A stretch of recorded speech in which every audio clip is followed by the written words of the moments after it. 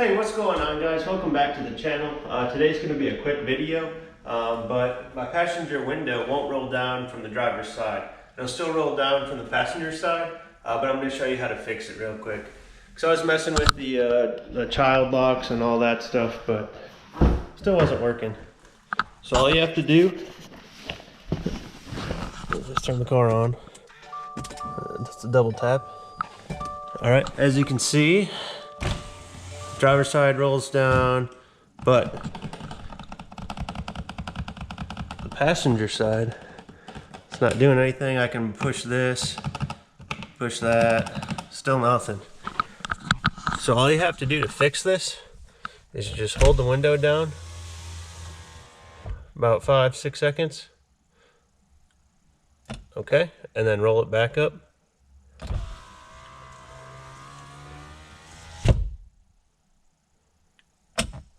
All right, and now I'm on my driver's side, and now it works. All right, so now you know how to fix your passenger side window if it won't roll down from the driver's side. If you like this video, please don't forget to give it a like, and if you want to see more of my content, please subscribe. Thanks, and we'll catch you on the next one.